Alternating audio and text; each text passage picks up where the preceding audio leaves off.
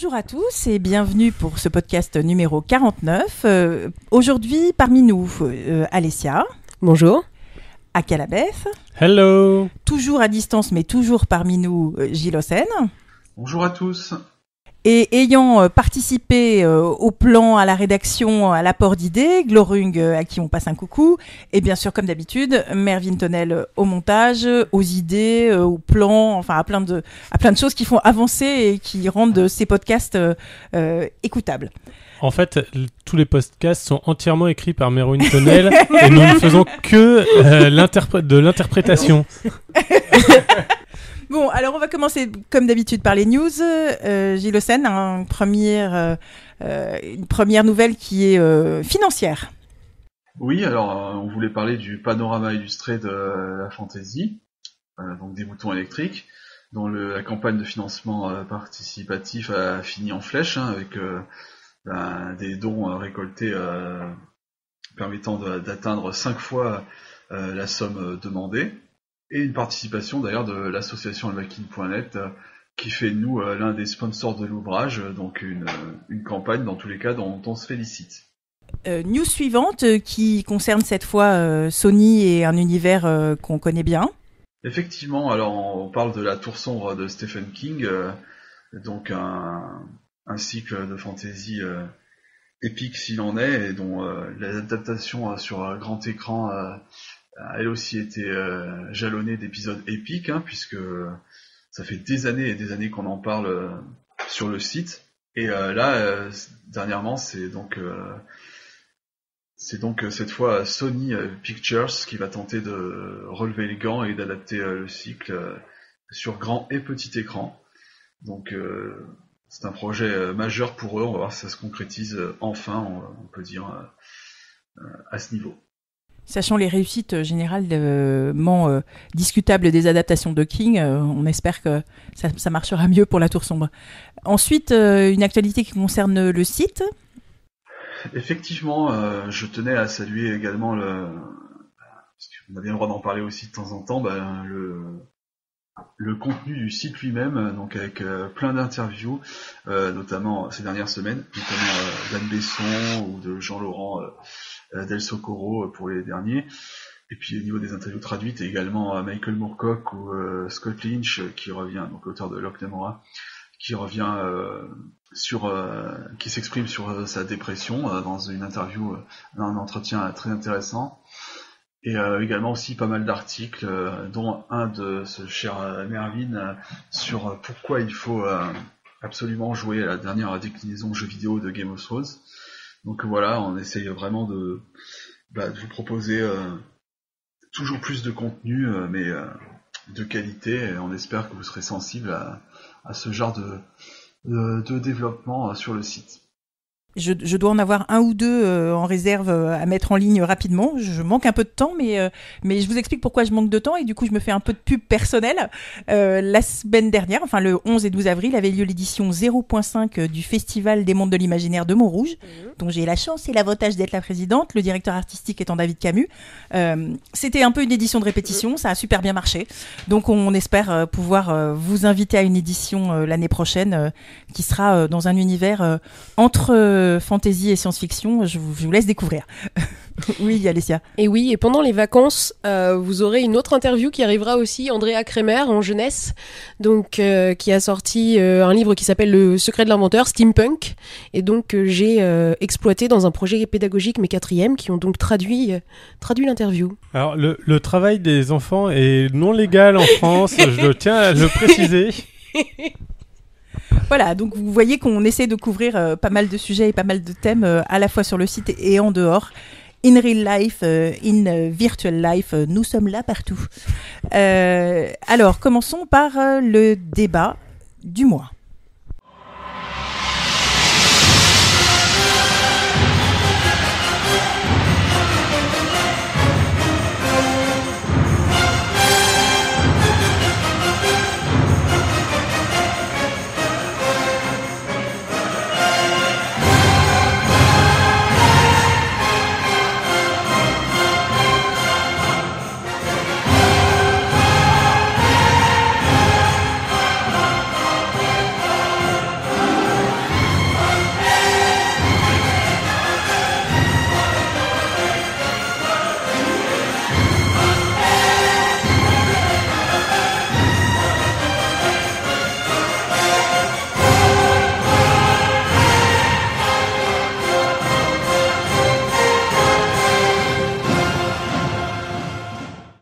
Vous avez bien entendu tous reconnu l'extrait que nous venons de vous diffuser, et si vous ne l'avez pas reconnu, évidemment, vous pouvez vous précipiter, honte à vous d'abord pour commencer, et puis vous pouvez vous précipiter sur le site pour lire les crédits qui auront été indiqués à la suite de la diffusion de ce podcast. Une petite intervention de Gilles Hossein peut-être sur le sujet. Oui, ou sinon vous pouvez spammer évidemment la boîte mail de Mervyn qui se fera un plaisir de vous indiquer toutes les références de ce podcast au niveau musical, que ce soit les artistes, les morceaux, les reprises. Je suis sûr qu'il se fera un plaisir de vous répondre. Parce que vous l'avez compris, nous allons parler de musique et de fantasy. Alors c'était un petit peu compliqué pour nous de construire le plan et l'orientation de ce podcast, parce qu'on aurait pu ne parler que de la musique à l'extérieur, ne parler que du son, ne parler que des groupes et des musiques qu'on écoute. L'inconvénient, c'est qu'on n'y connaît que dalle. Mais non, ça c'est pas... Parle pour toi. Il y a fort heureusement parmi nous des gens qui écoutent de la musique liée à la fantasy, mais nous avons choisi aussi d'en parler du point de vue de la littérature et du point de vue des musiques adaptées, des musiques inspirées. Donc on va suivre plusieurs angles, en commençant par la musique en littérature fantasy, parce qu'on est quand même toujours un peu tous d'abord des lecteurs. Ensuite, on s'organise comme on veut, on est plutôt musicien, plutôt joueur, plutôt plein de choses, mais tous d'abord des lecteurs. Alors, justement, comment est traitée la musique dans les œuvres de fantasy ? On peut essayer de dégager 3 axes d'approche différents. D'une part, à travers les personnages, musiciens, ménestrels, saltimbanques, d'un univers médiéval par exemple, ou bien les rockers au sens large dans l'urban fantasy. Ça, c'est un premier angle, sur l'angle personnage. Ensuite, en tant que sujet, soit parce que la musique est une force dans l'univers traité, soit parce qu'elle soit magie ou mode d'expression. Et enfin, en tant que forme de narration en soi, que ce soit au cœur de la narration ou en addition au style ou au récit pour l'enrichir ou lui donner une coloration particulière. On vous citera des exemples sur ces différents axes. Il est bien évident qu'il y a des œuvres dans lesquelles les 3 axes se rejoignent sans qu'il soit possible de les dissocier. Donc voilà, c'est un peu pour vous donner les orientations et les façons d'aborder qu'on a choisies. Il est clair qu'on va pas faire un petit 1, petit 2, petit 3 parce qu'on l'a jamais fait et qu'on va pas commencer maintenant, même si la musique est un langage qui demande une certaine précision presque mathématique. Tout à fait, mais nous on va quand même rester dans notre certain bordel habituel. Et, Ok, c'est le chaos. C'est le chaos, ok. Alors justement, en commençant par celui qui te semble le plus important peut-être, Aka. Ah oui, mais c'est exactement comme tu dis, c'est le chaos et c'est du chaos que tout naît, que tout commence, comme la musique des Ainur dans l'univers de Tolkien. Donc le monde de la Terre du Milieu et ce qu'il y a avant et ce qu'il y a autour a été créé par le chant d'Ilúvatar. Et donc c'est qui créa donc avec ce chant les premiers êtres, les Ainur, qui l'aident à continuer ce chant et à créer le reste du monde. Pour ceux qui seraient vraiment étrangers au Silmarillion, et pourquoi pas Déjà lisez. Pardon, j'aime bien le nom, mais franchement... Oui, non, ça peut arriver. Bon, nul n'est parfait. Lisez-le.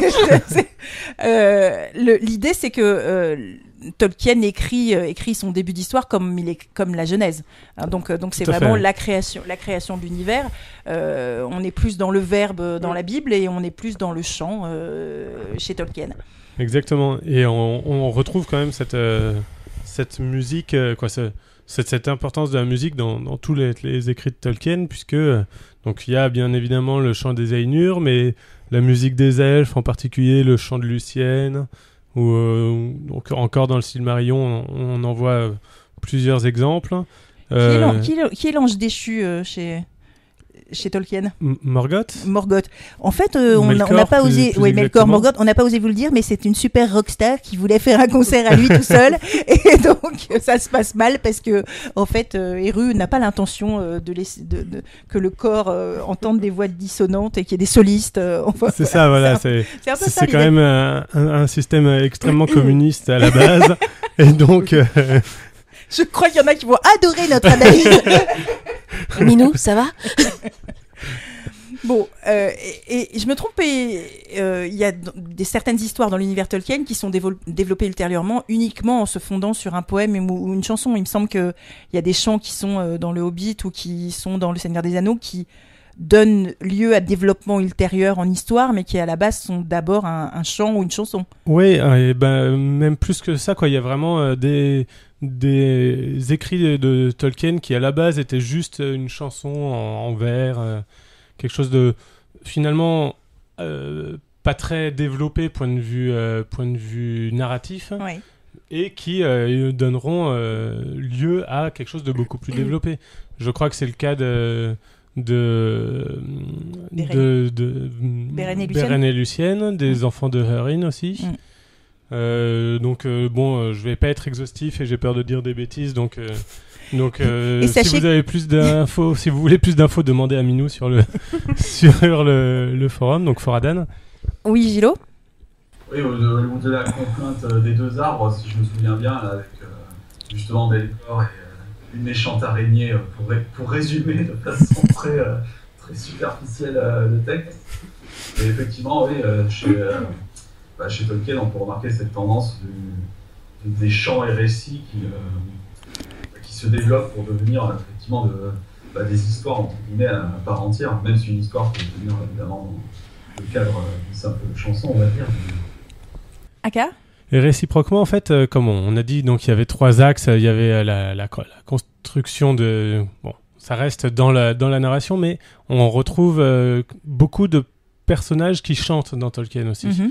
Donc on a des chants des hobbits, donc des chants à boire par exemple.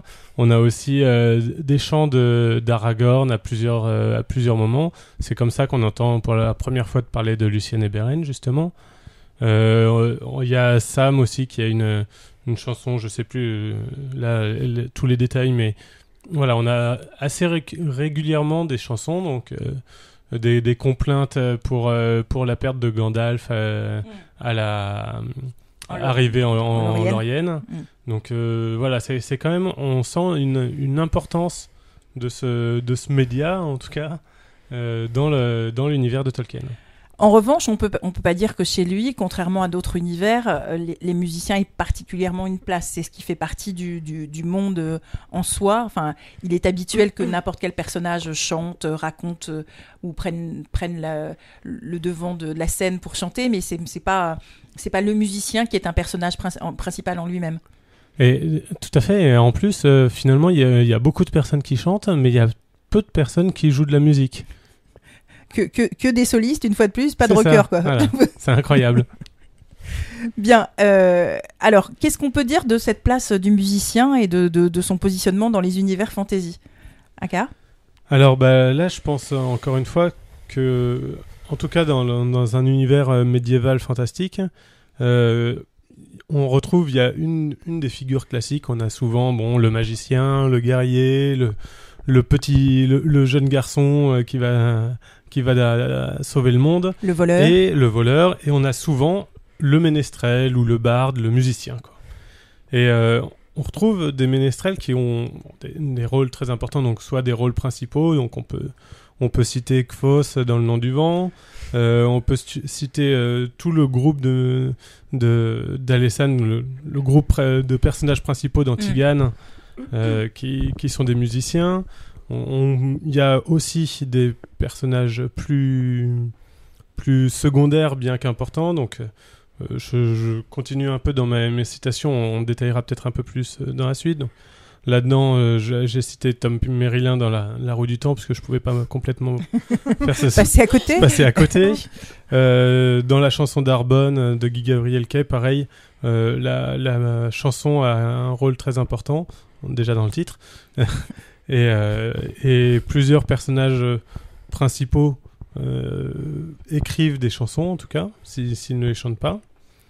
Et ensuite, on retrouve d'autres, même des groupes. Alors là, on était sur le médiéval fantastique. Ah, oui. Dans les univers plus urbains, c'est aussi souvent un choix de personnages. Mais excuse-moi pour faire le lien, comme le précédent podcast était sur Pratchett et que du coup j'étais en train de lire Accro du Rock, je tiens à citer tout de même que le rock n'est pas uniquement dans les univers urbains mais aussi dans le médiéval fantastique. Donc oui, dans les trucs, dans les univers urbains, on retrouve, et d'ailleurs c'est assez amusant, principalement des chanteurs de rock. Je crois pas qu'il y ait de chanteurs de variété française Alors, d'un point de vue général. Variété française, non, mais D'amateurs de clo-clo. lyrique, oui. Oui. Il y a des romans où la musique est importante et où le fait de chanter et d'être un chanteur lyrique, ça prend une importance. Dans l'urban fantasy, oui. Pas spécialement dans l'urban fantasy, mais dans de la fantasy alors, j'ai toujours du mal avec l'urban.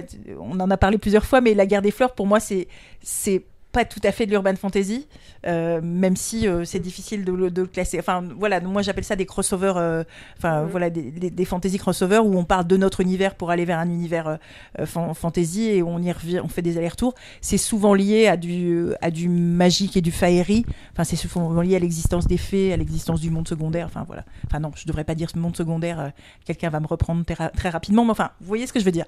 Donc là, évidemment, moi je pense en premier à quelque chose que j'ai dû vous citer à plusieurs reprises, mais je rappelle qu'on en est à notre 49e podcast, donc il va certainement y avoir des choses qu'on va dire et redire. Je pense à War for the Hawks, qui est un roman, si je me trompe pas, un one-shot d'Emma Bull, qui est certainement pas traduit en français, qui est assez ancien, mais l'héroïne est une musicienne et elle rencontre des habitants de la partie féerique de notre monde à un concert où ils sont sur scène.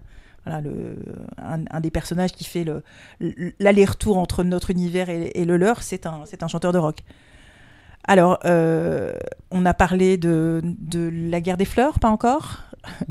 Oui, mais pas de son personnage principal. Puisque, oui, le personnage principal de La Guerre des Fleurs est à la base chanteur de rock aussi, un peu désabusé.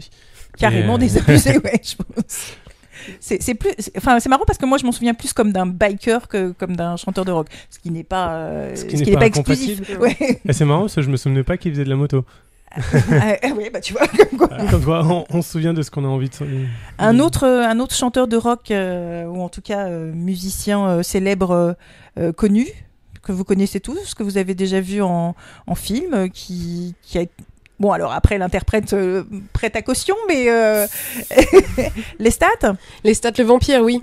Donc lui ne finit pas chanteur, mais pour lui, c'est vraiment une étape de son parcours.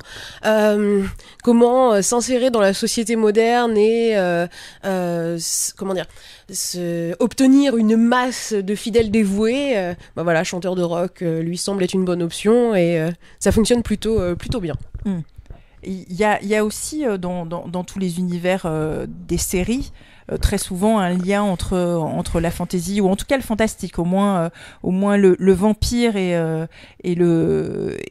les éléments qui peuvent être un peu du fantastique d'horreur sont souvent liés à un univers de rock. Mais est-ce que c'est pas tout simplement parce que pendant longtemps le rock a représenté pour la société blanche américaine middle class un truc hyper dangereux, hyper sombre et inquiétant? C'est peut-être ça le lien en fait. Peut-être, oui, avec le monde des ténèbres, finalement, ouais. C'est... Chez Cthulhu, il n'y a pas de chanteur de rock. Je suis super déçu. Je pense que s'il était né après, il y aurait certainement eu, ouais. un dieu du rock. C'est ça. Mais c'est ça, c'est l'aspect transgression, interdit, qui, je pense, fait que le rock a été associé à des mondes transgressifs par nature. Mais c'est marrant parce que ça aurait pu être aussi des chanteurs de jazz ou des choses comme ça, parce que c'était aussi un univers assez à part. Et je crois pas avoir lu de livres avec des chanteurs de jazz. Ouais, des vampires afro-américains chanteurs de jazz. Oui, Lilo. En tout cas, dans le dernier Estelle Faye au mouton électrique, il y a une dimension jazz, justement, quoi. Pour citer un autre genre musical. Bien. Donc, aux amateurs de jazz qui nous écoutent, voilà, vous avez trouvé votre univers. Je pensais, puisqu'on parlait vampire, à l'importance du club. Du club de la discothèque dans l'univers vampirique chez Buffy. Enfin, c'est vraiment l'endroit où tout se passe, quoi. Où Fantasia. Où tout le monde meurt. Dans Fantasia, oui, où tout le monde meurt. Non, à l'extérieur en général, dans le backstage, tu vois, quand tu sors de la scène. Tu vas pas salir la piste, écoute. Mais je l'ai dit avec l'accent français, c'est pour ça. Mais Fangtasia dans True Blood, c'est aussi un endroit de musique, de rencontres où il se passe énormément de choses. Et dans beaucoup d'univers urbains ou qui mélangent loup-garou, vampires, voilà, les groupes de rock et les clubs de rock sont souvent des lieux où, en fait, il faut pas traîner, à vrai dire. C'est mieux.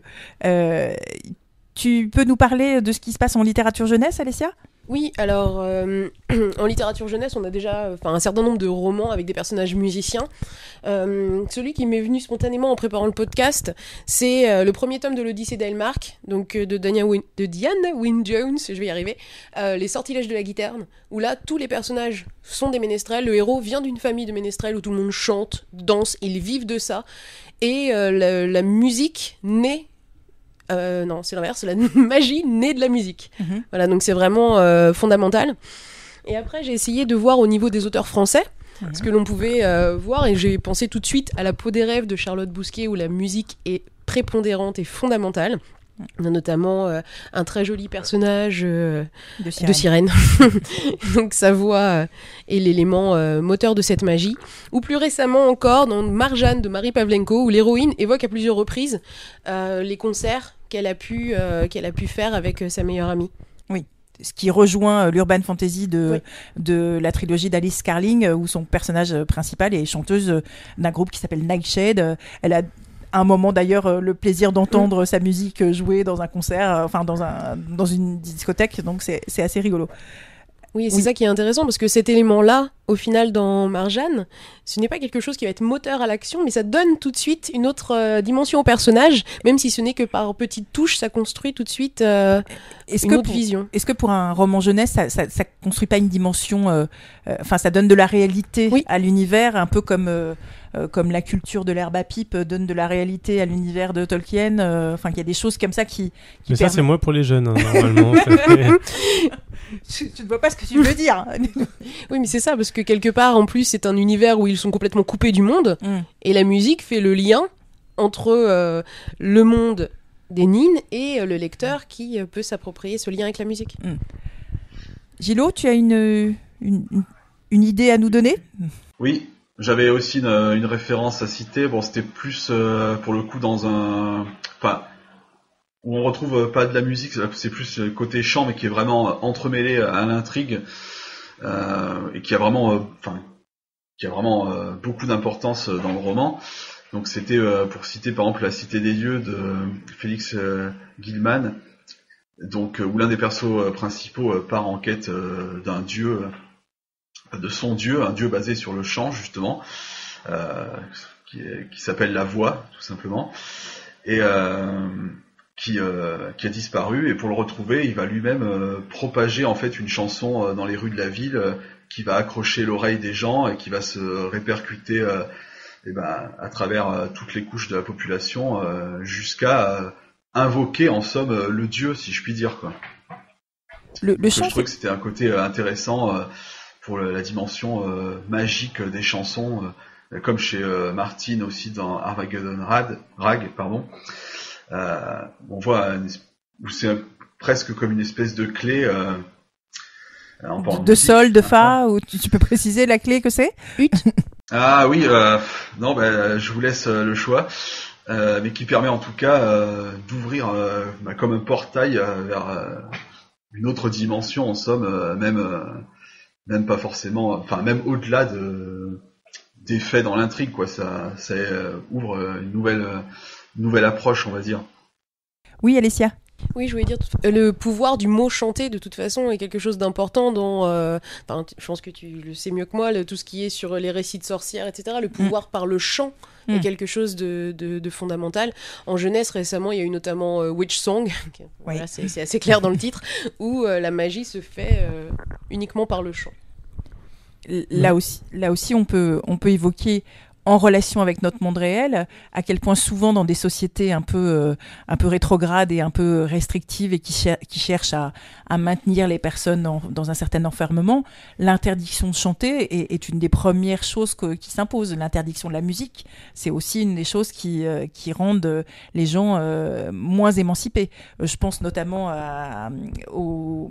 ça y est, le titre va m'échapper d'un des derniers romans de Karina Rosenfeld, qui doit être Les Non, la symphonie des abysses, voilà, j'y arrive, où son héroïne justement devient une paria parce que elle a un chant irrépressible qui cherche à s'exprimer. Alors on est au bord de la fantaisie et de la dystopie et du presque futur. Enfin voilà, c'est pas forcément hyper fantaisie, c'est presque plus monde imaginaire que fantaisie, mais ça fait partie des choses qui montrent que l'oppression vient souvent par l'oppression de la parole et du chant. Oui, et la révolte par le chant, on peut le voir aussi, ne serait-ce que dans Hunger Games. La chanson de Katniss qui se transmet de district en district, c'est par le chant que naît le soulèvement. Le principe de la musique, c'est que c'est quelque chose qu'on peut difficilement arrêter, quoi. On peut contrôler plein de choses, mais le son, c'est plus difficile, peut-être. C'est ça, c'est un peu un symbole de liberté. Et en plus, je pense que contrairement à beaucoup d'autres formes d'art, ça permet donc de dépeindre un univers, mais aussi c'est quelque chose de quelque part accessible. Tout le monde peut chanter, et bon, on chante plus ou moins bien, mais finalement, tout le monde chante, quoi. On apprend à chanter beaucoup plus vite qu'on apprend à dessiner ou à faire d'autres choses, et je pense qu'il y a vraiment ce côté finalement de pouvoir qui appartient à tout le monde, qui est un peu irrépressible, comme tu disais, et finalement prépondérant dans notre vie, quoi. Et donc tout de suite ça colore le monde en parlant des chansons. Ouais, et du coup, comme c'est quelque chose qui est pas stoppable, c'est peut-être une forme de magie qui est assez puissante. J'y ai pas pensé en préparant le podcast, mais j'y repense en vous écoutant et en faisant la comparaison avec les autres formes d'art. Dans Mathieu Gabory, Agone et les Crépusculaires, on a aussi cette forme d'utilisation de la magie par la musique, qui est une forme d'art, et surtout par les danseurs. C'est-à-dire que s'il y a des danseurs et que c'est ces êtres-là qui produisent de la magie, c'est qu'il y a de la musique. On danse rarement même si on chante dans sa tête quand on danse, faites-le chez vous, vous verrez, ça détend. C'est quand même quelque chose qui se base principalement sur la musique. Est-ce qu'on peut justement revenir sur ce qu'Alessia évoquait tout à l'heure, sur les formes de magie qui sont basées sur la musique? Moi, j'ai pensé particulièrement...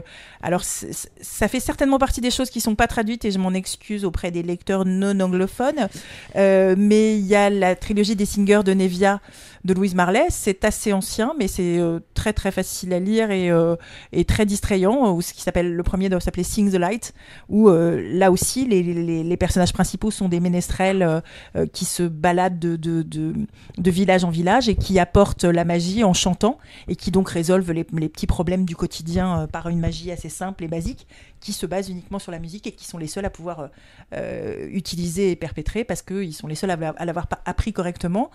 On a aussi, mine de rien, dans la balade de Pern, une importance forte qui est donnée aux musiciens. Alors là, on y reviendra peut-être, mais à cause du rôle de rebelle et d'annonciateur et de perturbateur que peut avoir le musicien. Moi, j'y pensais en lisant et en préparant, au fait que le musicien, c'est souvent celui qui vient de l'extérieur. En médiéval fantastique, c'est celui qui... en médiéval tout court, le troubadour, c'est celui qui va d'endroit en endroit, et qui est... Alors, il peut être attaché à une cour, mais il est aussi celui qui voyage un peu comme le colporteur. Ça fait partie de deux personnages types, deux archétypes qui peuvent être utilisés. Donc, dans la balade de Pern, on a une trilogie qui est consacrée aux musiciens, qui s'appelle Le Chant des Dragons, La Chanteuse Dragon et Les Tambours de Pern. Et c'est par la musique que l'héroïne Ménolie réussit à éviter le carcan de la société conservatrice de Pern. C'est-à-dire qu'elle n'a pas le droit en tant que femme d'être chanteuse, qu'elle n'a pas le droit d'être batteuse de Pern, elle n'a pas le droit de jouer du tambour. Et en fait, grâce à son choix et à sa volonté, elle s'émancipe d'un espèce de carcan médiéval, puisque Pern est une société médiévale, et je n'en dirai pas plus pour ne pas spoiler la fin à ceux qui voudraient lire la série dans l'ordre qui vous est conseillé sur Elbakin, parce que sinon vous allez tout gâcher. Voilà, il y a chez Anne McCaffrey cette dimension musicale importante. Il y a aussi une trilogie. Je suis pas sûre que ce soit une trilogie. C'est en tout cas une série qui s'appelle Bardic Voice de Mercedes Lackey, qui là aussi. Alors chez Mercedes Lackey, on a les héros de Valdemar et mine de rien, le héros avec un H A-U, c'est quelqu'un qui met son récit sous une forme pas forcément chantée, mais au moins poétique. On n'a pas fait le lien du tout entre poésie et musique, mais ça semble assez aller de soi, non ? Vous en pensez quoi ? C'est naturel, oui. Ouais. Dans les musiques comme ça, un peu magiques, il y en a une ou deux dans la roue du temps. Donc il y a la chanson de l'homme vert qui fait pousser la nature et la chanson que cherchent les Tuathan, donc le peuple nomade, dans toute la saga. Ça a un peu une tâche de fond de ce peuple qui cherche la chanson. Et donc voilà, je ne dirais pas s'il la trouve ou pas. On ne sait pas exactement ce que c'est que cette chanson. On imagine que c'est plus ou moins la chanson des hommes verts. Mais voilà.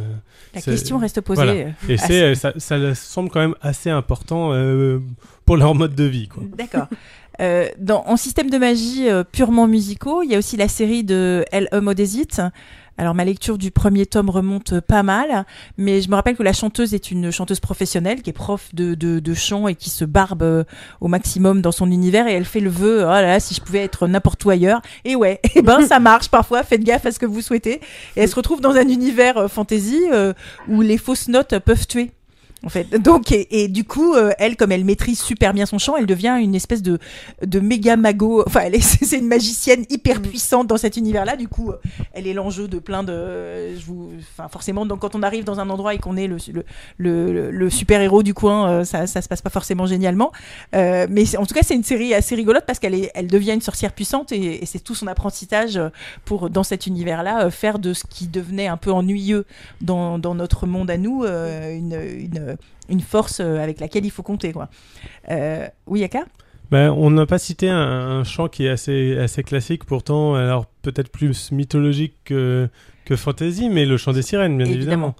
Donc, qui soit entraîne les marins malheureux à se jeter au fond de la mer, soit juste séduisent. Et là, tout d'un coup, j'ai une image de comment ça s'appelle, l'âge de glace, où ça doit être dans le numéro 3, où les sirènes sont des espèces de thons. Il n'y a pas d'autre terme, de thons mélangés à des monstres des abysses, et qui en fait prennent l'apparence de ce que tu veux tant qu'elles chantent, et dès que tu t'approches, sortent leurs immenses dents et enfin moi elles m'ont beaucoup plu, les sirènes de l'âge de glace, parce que je les trouve super fun. D'autres personnes mythologiques, il me semble, alors j'ai du mal à me souvenir dans quel univers, qu'il y a un monstre qu'on ne peut séduire qu'en lui chantant quelque chose. Cerbère, peut-être. Oui, j'allais dire, c'est le Cerbère dans Harry Potter. C'est ça. Voilà. Fluffy. Non, Fluffy, c'est mon chat. Il a combien de têtes? Mais oui, J.K. Rowling a rien inventé, puisque c'est Orphée qui séduit, qui endort Cerbère pour aller chercher Eurydice aux enfers, donc dans la mythologie grecque. Et qui, comme un con, se retourne alors qu'on lui avait dit de non, quoi. Regarde devant. Pardon pour les fans d'Orphée. Votre manque de foi me consterne, Seigneur Vador. En même temps, c'est un musicien, donc on peut se dire, le mec qui suit pas les instructions correctement, évidemment, ça foire. Bon. Alors donc, on l'a déjà évoqué, mais de par sa nature un peu à part dans les sociétés qui l'accompagnent, le musicien, le ménestrel, est-il porteur d'un rôle particulier dans les univers de fantasy ? Je crois qu'on y a déjà un peu répondu. Aka ? Bah oui, comme tu le disais, c'est toujours un peu l'outsider. C'est un personnage qui est sans attache, dont le passé est souvent nébuleux, voire carrément secret, quoi. C'est un peu le métèque, quoi. C'est un peu le métèque, mais c'est un peu le... Quoi, c'est le métèque. Bon, là, je crois qu'on les a perdus. Revenez. Parce que je pense à Georges Moustaki, c'est tellement pas fantaisie. Et puis maintenant, j'ai dans la tête, c'est super sympa. Alors, il y a des ménestrels avec des grosses moustaches, en effet. Mario. Il n'était pas plombier. Oh, rien. Oh, il s'est réorienté. Bon, là, ça part un peu en suicide. Excusez-nous. Donc, le ménestrel, donc un personnage sans attache, le passé nébuleux. C'est un peu l'incarnation de la liberté, justement. Donc, c'est soit une liberté que le héros va vouloir suivre, ou alors c'est la liberté qui permet de cacher le passé, quoi. Vraiment, je trouve qu'il y a souvent ce motif de passé nébuleux. Donc, je trouve que on retrouve donc via ce passé nébuleux trois types de motivations que j'ai listées. Je sais pas si vous êtes d'accord. Donc, le premier que j'ai vu, c'est la vengeance. Donc, Kphos, typiquement, qui cherche à venger sa famille. Et là, j'imagine le comte de Monte Cristo en train de faire des concerts de rock. Tout à fait. Je vous en ai. C'est complètement ça. Il y a Alessane, donc d'Antigone, que j'ai déjà cité, qui lui essaye carrément de faire revivre sa patrie.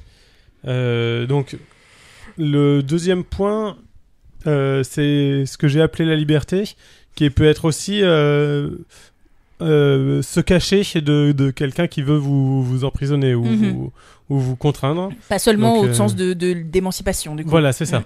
Donc, il y a par exemple Tom Merrilin. Donc, je vais pas spoiler trop. Donc, Tom Merrilin, c'est un personnage de La Roue du Temps.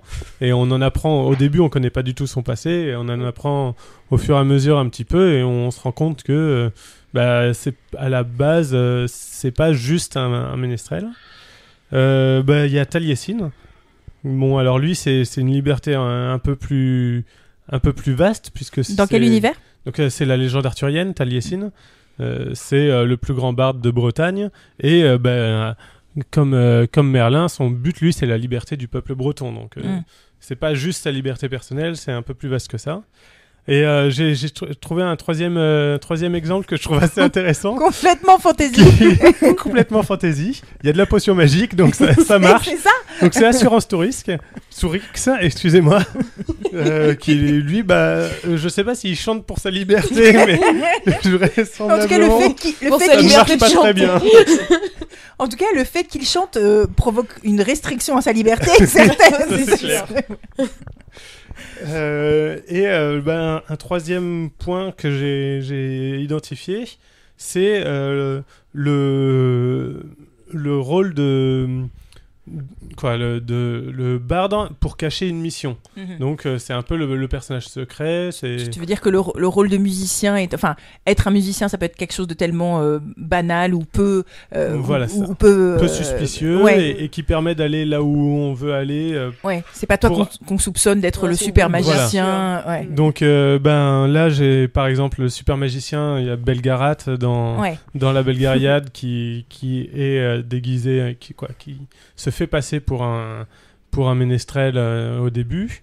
Dans un tout autre registre, en BD, dans Le Prince de la Nuit, le vampire Kergan est musicien, et le trouvère. Donc pareil, ça lui permet de ERE à la fin, pas il le trouvait. Non, c'est pas ça. Donc ça lui permet d'aller trouver ses proies là où il trouve ses proies. Être ouvert, t'as trouvé? Ah là là. Non, nous on a chanté des trucs juste avant de venir, et du coup, alors justement, on va essayer de se placer à ce moment un petit extrait, et nous vous proposons d'écouter The Tale of Sir Robin. Bravely bold Sir Robin, brought forth from Camelot. He was not afraid to die, oh brave Sir Robin. He was not at all afraid to be killed in nasty ways. Brave, brave, brave, brave Sir Robin.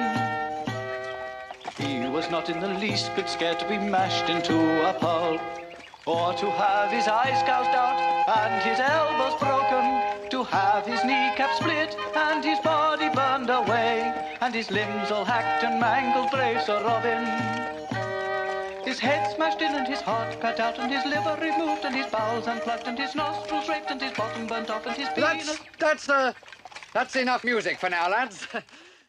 On peut noter que le rôle de trouble-fête ou de rebelle est attribué aux musiciens dans les histoires dès que l'on aborde les contes. Moi, j'ai pensé au joueur de flûte de Hamelin, qui est vraiment non seulement le musicien, mais en plus le musicien mal intentionné. Enfin, il y a quelque chose d'une vraie magie. Enfin, sa musique est magique, clairement, puisqu'elle enchante les enfants. Mais il y a aussi des musiciens qu'on oublie et qui pourtant font partie des contes qu'on nous raconte très petits. C'est les animaux musiciens dans les musiciens de Brême, qui eux décident par la musique de s'émanciper aussi du sort qui leur est réservé et de se mettre à part de la société qui leur permet pas ou de vieillir ou d'éviter l'abattoir. Enfin, voilà. Ce qui augmente sans doute le pouvoir du ménestrel ou du troubadour dans l'univers où il apparaît tout d'un coup, c'est sans doute le fait que c'est celui qui raconte. Moi, ça m'a semblé important on va parler du Nom du vent, par exemple, pour parler de musique tout à l'heure, mais celui qui raconte, c'est celui qui chante les exploits, c'est celui qui transmet les histoires. Ben, c'est un peu celui qui en fait ce qu'il veut. Comme on dit souvent que l'histoire est racontée par les vainqueurs et que l'historien est celui qui donne l'orientation. Ben là, c'est un peu pareil. Celui qui vient chanter quelque chose, celui qui vient raconter une histoire en musique ou pas, il détient le pouvoir de captiver son audience, sans magie forcément, mais en tout cas par la force de sa musique, et puis le pouvoir d'orienter les choses comme il l'entend. Oui, Alessia ? Oui, un peu comme le bouffon du roi. C'est vraiment celui qui a la parole, on le laisse chanter, et par le chant, il exprime différentes idées. Okay. Et j'en profite pour bifurquer un tout petit peu pour dire aussi quelque chose qu'on n'a pas soulevé, c'est l'importance de la musique dans le transfert d'informations aussi. Donc dans l'histoire, je pense en particulier à la chanson The Reigns of Castamere dans le Trône de Fer, où clairement cette musique commence à être un objet politique, quoi. C'est ça. Et je trouve que c'est quelque chose finalement de très fort, et comme on voit l'importance des musiciens, là c'est se fixer sur l'importance du message de la musique, quoi. Ouais. Mais enfin, je pense que depuis Rabelais et depuis les plus anciens trouvères et les plus anciens poètes de notre univers et dans le médiéval historique, on retrouve évidemment la possibilité, le pamphlet et avant la petite chanson, la ritournelle qui moque. Voilà, il y a une capacité à moquer, il y a une capacité à faire se tourner une opinion, à faire changer les gens d'avis, à pointer du doigt les choses qui vont pas. Oui, c'est un moyen qui est presque magique en soi, quoi, sans vraiment un élément magique comme on l'entend en fantasy. Et justement, dans Martin, c'est ce qui est utilisé. Il y a plusieurs chansons qui prouve bien qu'il n'y a pas assez de fantaisie, il est obligé de mettre de la musique. Voilà, exactement. Il y a plusieurs chansons qui sont citées et donc soit des pamphlets, soit des trucs un peu plus sérieux. Et par contre, on voit pas tellement les musiciens, quoi. Ou alors... Parce qu'on leur coupe la tête. Il y en a quelques-uns. Voilà, c'est ça. On leur coupe la tête, on leur arrache la langue, ce genre de choses. Des trucs sympathiques, mais pas de personnage fort musicien. Alicia ? Oui, et ce que vous venez de dire m'a fait penser... donc là, je suis en train de lire le dernier Kelniu. Et donc ça s'ouvre sur une scène où il y a justement un chant qui vante les mérites du pays. Et il disait qu'ils avaient écrit spécialement un chant particulièrement entêtant qui permettait aux vaincus de vanter les mérites du vainqueur qui, 15 ans avant, avait annihilé tout le monde. Ouais. Mais que par le chant, tout le monde disait « Hey, ils sont merveilleux !» Mais sans même tilter que le chant faisait partie de cette propagande et que ça ancrait dans leur inconscient leur place de vaincu et le respect qu'ils devaient à ces nouveaux vainqueurs. Mais c'est assez drôle si on y pense dans notre réalité. Quand tu as une chanson comme My Name is Luca, qui est une chanson que tout le monde chante de façon assez allègre, en trouvant ça presque guilleret. C'est tellement drôle, My Name is Luca. Cette histoire d'enfant battu est tellement sympathique. C'est vrai qu'on peut par la musique complètement pervertir le sens des mots et ça c'est comme je le disais tout à l'heure, c'est une vraie réelle magie. Alors passons à un autre extrait qui va nous permettre d'entrer dans la musique qui inspire ou qui est inspirée par la fantaisie.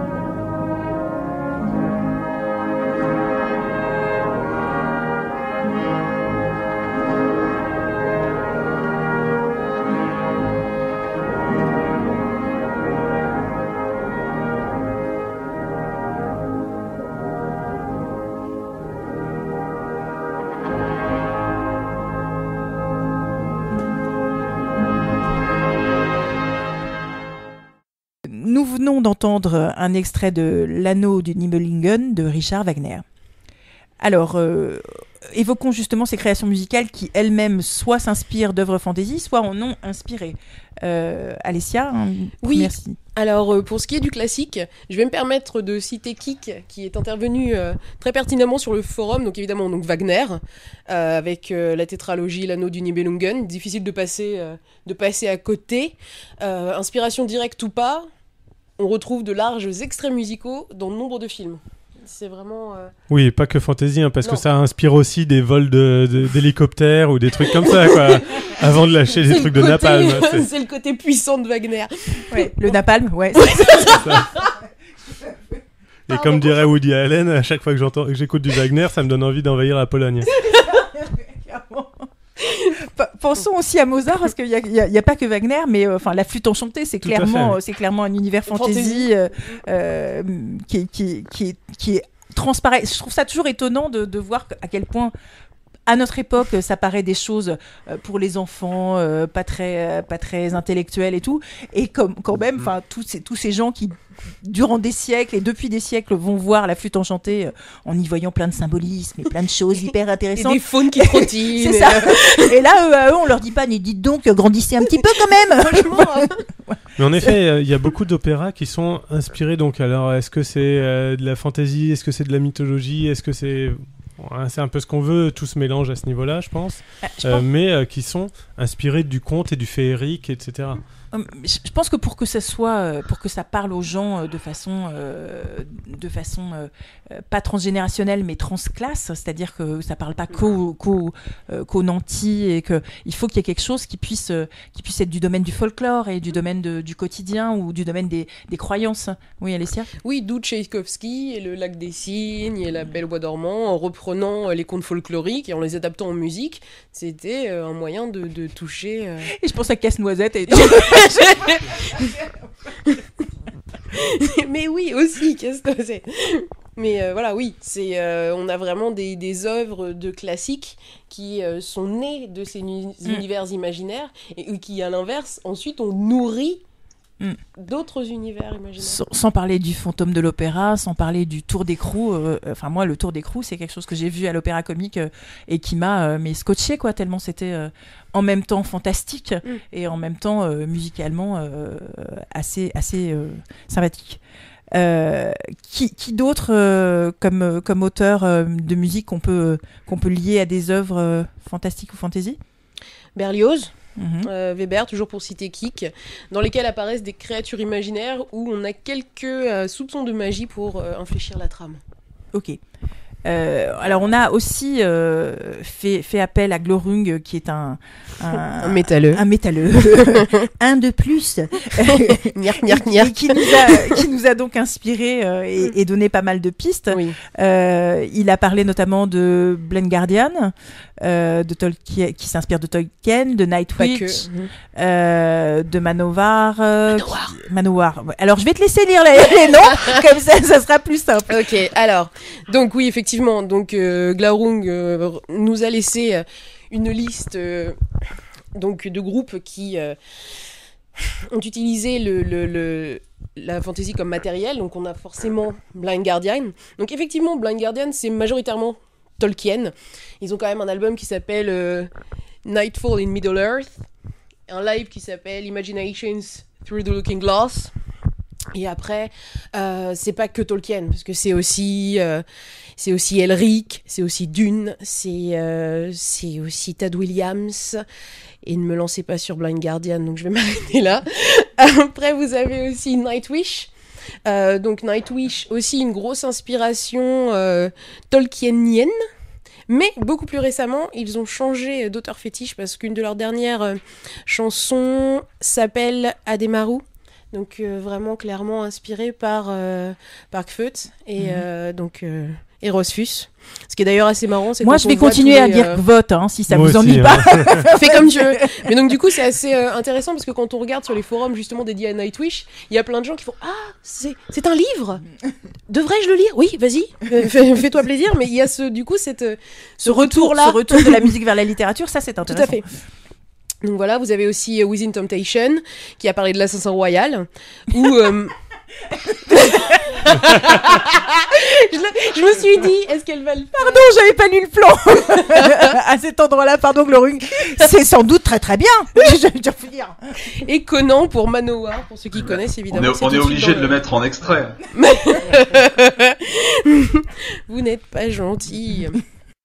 The child without a name grew up to be the hand to watch you, to shield you, or kill on demand. The joys it made he could not comprehend. Is that a grim secret they had to command? Et donc après, donc Glaurung a expliqué que c'était surtout les groupes inspirés par les anciens écrivains, les fondateurs de la fantasy. Donc là, ça m'a fait rire parce qu'on peut mettre clairement Robert Jordan dans les vieux. Je suis désolée. On va faire comme si j'ai pas entendu. Mais peut-être dans les fondateurs. Dans les c'est ça qu'il voulait dire. Donc, parce qu'en fait, dans leur avant-dernier album, il y a une chanson qui te plairait sûrement, qui s'appelle Wheel of Time, qui dure 10 minutes. C'est un peu comme le reproche que pourraient faire certains à la saga, quoi. C'est un peu long pour 10 minutes pour une chanson. Mais en fait, là, justement, la chanson est suffisamment variée, pas comme la saga, tu vois. Oula. Bon. Je vais me faire taper. Là, alors, c'est le dernier podcast avec Cyrielle, je tiens à préciser quand même. Non, mais bon, je suis désolée. Goméné.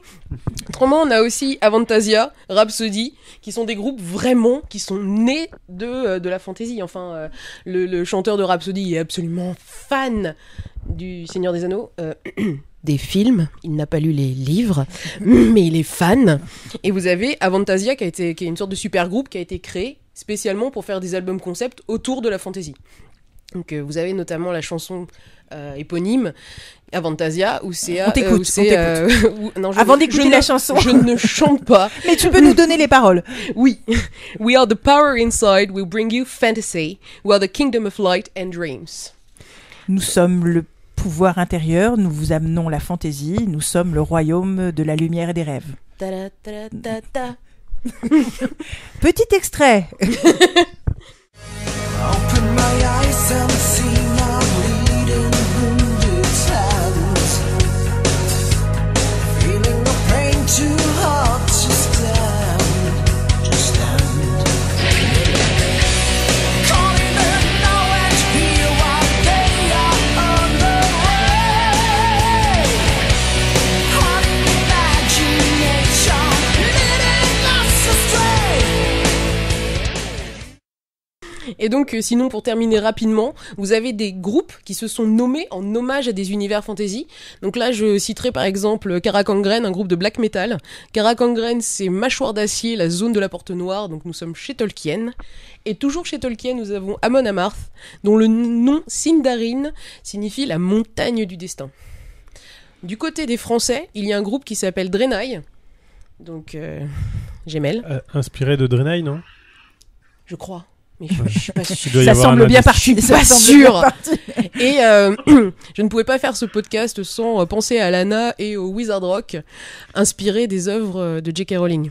Oui, et on n'a pas parlé tout à l'heure quand on parlait uniquement de littérature, puisque là on parle du lien entre littérature et musique, mais de la musique dans la littérature. On n'a pas parlé de ces auteurs français comme Sir Cédric, comme Lionel Davout, qui eux, pour le coup, Mélanie Fazi. parlons de Lionel Davout et de Mélanie Fazi, qui font partie d'un groupe qui est bien connu des amateurs de fantasy et qui s'appelle les Deep Ones, qui se produit assez régulièrement dans des festivals, qui se produit de temps en temps au dernier bar avant la fin du monde, voilà, et qui, je l'espère, seront l'année prochaine à Montrouge.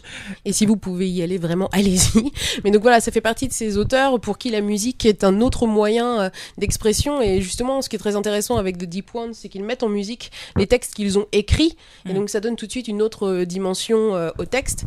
Et on parlait de Sir Cédric, qui lui a longtemps été chanteur dans un groupe, qui est évidemment fan de musique. Et il y a cette sorte de boucle. Parce que Sir Cédric aime énormément Moonspell, Et ce groupe apparaît dans un de ces romans où on voit un concert de Moonspell, où il y a donc ce lien entre la musique écoutée et ce que l'on lit, ce que l'on vit du concert. Et il y a vraiment tout un jeu autour de la musique hors du livre et de la musique dans le livre. Je me rappelle d'une table ronde avec lui sur justement la musique est-elle une source d'inspiration pour les auteurs, et c'était particulièrement intéressant. Est-ce qu'on peut... Oui, Alessia ? Oui, puis il y a aussi les auteurs qui font de la musique en dehors. On a parlé aussi donc de Deep Ones, mais Lionel Davoust travaille en ce moment sur un jeu vidéo dont il compose la musique. Voilà, des gens complets qu'on déteste. Le seul pour l'instant. Non, c'est ça, mais on les déteste, on est bien d'accord. On avait cette discussion récemment à propos de Oliver Perru. Il est clair qu'on ne peut que détester ce garçon. Tout le monde est d'accord. Oui, ou de China Miéville, mais c'est seulement les garçons qui le détestent. Oui, c'est vrai. Mais c'est ça, il y a un petit côté humaniste des Lumières avec l'homme complet qui va être littéraire et physicien. Et Olivier Perru, si tu nous écoutes, dis-nous que tu ne fais pas de musique, s'il te plaît. Voilà, alors passons maintenant aux bandes-son. Quoi j'ai même pas eu le temps de citer Robert Perry, qui a fait tout un album inspiré de La Roue du Temps. Et je pense qu'il y a quand même... on peut citer le site internet tolkienmusic.com qui recense... je sais pas à quel point c'est exhaustif, mais en tout cas, j'ai pas trouvé d'exemple qui était pas dedans. Donc, énormément de musique sur l'univers de Tolkien. Gilles Hossein ? Oui, non, mais juste un petit aparté sur l'album de Monsieur Berry concernant La Roue du Temps. C'est quand même tout nul. Ça sera pas très constructif comme commentaire, mais bon. Mais j'avais été très déçu à l'époque en découvrant ça. Mais bon, j'imagine que si on est très très fan, ça fait toujours plaisir de découvrir des chansons inspirées de son univers favori. Même si on peut pas les chanter à personne et même si on doit pas avouer qu'on a acheté le CD, c'est ça. Non, mais on peut les écouter pour critiquer derrière, c'est pas un problème. Alors justement, dans une écoute un peu critique et dans une écoute un peu décalée, c'est Glorum qui nous l'a cité, mais évidemment on y a tous pensé, les musiques de jeux de rôle, et puis la musique comme celle qui est prévue par le Naël Band, qui, alors moi je suis pas complètement persuadée que c'est de la musique, hein, on est d'accord. C'est du chant, c'est du chant barbare ou du chant poulet ou du chant de chaussettes, enfin, ou voire du jus. Mais en tout cas, c'est pas vraiment ce que j'appelle moi de la musique. Mais c'est un avis personnel, Alessia. Oui, puis on peut difficilement passer à côté de Reflets d'acide et de Rémi Chelin. Hein. Je pense qu'on ne peut pas parler du pouvoir de la voix avec le côté très décalé de Rémi Chelin. Je sais pas si vous avez déjà entendu, mais enfin. Eh bien justement, nous allons écouter un petit extrait de Reflets d'acide, tout petit, promet Gélo, tout petit. Allons-y, allons-y. C'est pas possible. Nous devons agir cette nuit.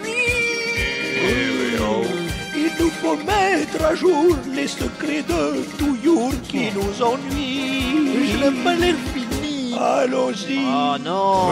Allons-y. Il est reparti là. Échappez-le. Oh. Mais il faut le frapper. Ouais. Il est pété le vieux. Attrapez-le. Je m'en occupe. Bien doué, bien doué. Moi j'ai aucun problème avec Reflet d'acide, hein. C'est pas de bug. Hein. Alors donc, pour que tout soit bien égal, on va aussi écouter un petit extrait du Naël Band. Aventure compagnon, je suis parti vers l'horizon. J'aurais mieux fait de rester au lit, ce donjon il est pourri. Et la chanson aussi. Alors, maintenant, parlons des bandes son aux ambiances fantasy. Alors là, c'est pas toujours pour illustrer un univers fantasy, mais enfin, il est rare en même temps de trouver dans des films d'auteurs du fin fond du Kazakhstan une musique complètement filk musique. Ah oui, une petite définition qu'on n'a pas donnée et que j'ai trouvé assez rigolote, c'est la filk musique, qui est une espèce de contraction entre folk et et Phi, je sais pas quoi, qui en fait désigne toute cette façon d'accompagner les univers médiévaux fantastiques et qui sont principalement folk, voire d'inspiration un peu celtique, d'inspiration rock parfois, mais moins. Enfin, c'est un terme qui finalement est peu utilisé parce qu'il vient des années 70, mais qui désigne toute la musique qui tourne autour de cette inspiration-là et de ce mode d'expression. Alors, à tout seigneur, tout honneur, on va commencer par se mettre dans une ambiance enfumée et grave, enfin surtout dans les basses, quoi. Je vous laisse écouter.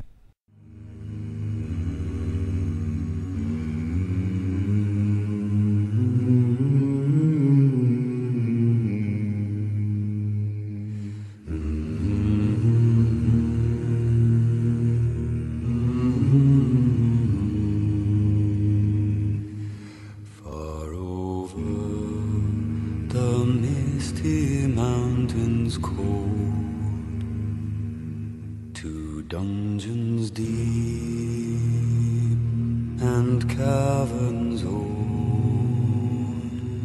we must away ere break of day to find our long forgotten gold. The pines were roaring on the height, the winds were moaning in the night, the fire was red, it flaming spread, the trees like torches blazed with light. Alors, nous venons donc d'écouter Far Over the Misty Mountain Cold, tel que présenté par Peter Jackson. C'est important parce que je pense que tout le monde n'a pas cette vision de l'univers de Tolkien. Peut-être qu'on peut trouver que les films n'étaient pas à la hauteur, mais là, c'est pas le débat du jour. On en a déjà parlé plein de fois. Mais est-ce que pour vous, avant d'aborder justement les bandes originales, est-ce que pour vous, ce morceau fait le job, quoi? Est-ce que ça vous met dans une ambiance qui évoque ce que vous imaginez de la Terre du Milieu ou d'un trou de Hobbit envahi par des nains? Enfin, je sais pas. Est-ce que ça vous parle, cette musique-là, Aka? Alors, le trou de Hobbit envahi par des nains, pas forcément. J'ai pas rendu compte, j'essayais tellement de ne pas réagir. Ok, je l'ai écrit, c'est en le lisant que je me suis rendu compte que ça pouvait être ambigu. Même pas du tout. Donc, absolument pas. Donc, a priori, ça m'inspire pas spécialement de... Non, mais est-ce que la musique te met dans cette ambiance d'être envahi par des nains? Alors, moi, déjà, je voudrais juste... Tu n'es pas un hobbit, donc tu n'es pas concerné finalement. Je voudrais reciter Giggs quand... Oula. Le niveau s'élève, on cite Giggs. En fait, quand... À qui on fait coucou d'ailleurs, parce que j'ai oublié de Tribute. le citer au début, mais c'est vrai qu'il nous manque aussi pour ces podcasts. Exactement. Et donc je le cite, puisque quand était sorti le premier Hobbit au cinéma, je l'avais pas encore vu, et donc j'avais demandé ce qu'il en avait pensé, etc. Et il m'avait dit ouais, c'est bien, la musique est vraiment chouette, mais alors ils l'ont utilisé, réutilisé, encore réutilisé. Et on l'entend tout le temps et on l'a dans la tête pendant 3 jours.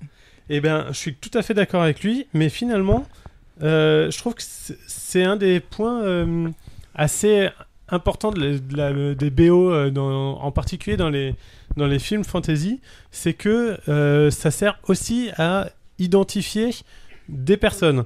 Et pour ça, cette musique, elle fait carrément le job. C'est la musique des nains. Quand les nains ils sont un peu badass, bam, on a la musique. Et voilà. Donc c'est à peu près en permanence du coup. C'est un sauf peu quand comme- ils font les cons. C'est la musique de Darth Vader et Oui, point. non, mais c'est ça. Exactement. C'est le but du thème de toute Tout à façon. fait, c'est le but du thème. C'est Dark Vador, c'est Voldemort, c'est Edwige. Je crois James que même Bond. Edwige a son thème dans Harry Potter. Et est-ce que c'est pas une façon un peu ridicule, je dirais presque à l'américaine, de penser qu'on est trop con pour reconnaître le personnage qui est à l'écran. Enfin, je veux dire qu'il y a un moment où ça va bien, on voit bien que c'est les nains qui sont là, ou ça va bien, on voit bien que c'est Darth Vader. Mais c'est On pas n'est pas obligé bien, de l'accompagner par. Oui, Gilo. Bah, je dirais que il y a un peu de ça, puis aussi le côté de souligner l'action dans le sens où, quand un personnage, on sait pas trop s'il est gentil ou méchant, mais qui fait un truc un peu inquiétant, bah, la musique va souligner cet effet pour justement nous faire penser qu'il est sur le point de basculer. Par exemple du côté obscur ou je ne sais quoi, alors qu'à la base les images devraient suffire. Ouais, Donc ça peut être aussi une béquille. Et parfois, j'ai un Presque peu l'impression que c'est inutile, ceinture et bretelles, quoi. Ah, C'est une façon Quand il y a de. Dark Vador qui marche, il faut quand même le souligner, quoi. Mais ça pourrait être, parfois, ça pourrait être silencieux. Enfin, ce que je veux dire, c'est, moi, je vais voir un spectacle de Sarah Barras, qui est une danseuse de flamenco. Il y a des moments de pur silence où elle danse et où on entend juste le bruit de sa robe qui bouge et l'émotion et la puissance évocatrice, enfin, il y a un silence de mort dans la salle. Il y a personne, il y a pas un bruit de mouche qui pète, enfin rien. Il y a vraiment et ça marche super bien. Donc, je pense qu'à un moment au cinéma, il y a l'utilisation du silence, c'est pas quelque chose qui est envisagé, quoi. Et c'est parfois dommage. Je pense que au lieu de lasser, si on laissait l'image, comme vient de le dire Gilo, nous donner cette forte évocation, je crois que ça pourrait marcher aussi. De temps en temps, un espèce de mur de blanc, quoi, de blanc au sens sonore, ça pourrait aussi fonctionner. Enfin, je sais pas, c'est certainement. Enfin, je suis pas non plus réalisatrice à Hollywood, ça se saurait. Et donc, j'ai peut-être des clés que j'ai pas et qui marchent mieux. J'ai un peu peur que, comme certains résumés des épisodes précédents, enfin certaines facilités de narration qui sont souvent utilisées ou dans les séries ou dans certains films, ça soit juste une façon de dire ok, on a affaire à des idiots, on va leur mâcher le travail et rien ne leur sera épargné en répétition et en réexplication et en surlignage. Alessia ? Oui, non, c'est vrai que ça devient rarissime dans les films d'avoir justement ces moments sans musique qui permettaient une sorte de pause justement réflexive où on mettait en tant qu'émotion ce que l'on avait envie d'y mettre tout simplement. Et c'est vrai que c'est quelque chose qui ne se fait plus. Puis après il y a aussi, ne serait-ce que pour la musique au cinéma, le volume sonore de la musique qui nous rend sourds à chaque fois pour bien insister sur attention, explosion. Enfin, ça fait partie de ça aussi. Aka ? En effet, c'est quelque chose, ces blancs sonores, c'est quelque chose qui était beaucoup plus utilisé avant. Je pense que maintenant, le système hollywoodien fait que c'est quelque chose qui choque. Et c'est quelque chose qui n'est pas très utilisé, en effet. On en voit quand même de temps en temps. Justement, on sent qu'il y a...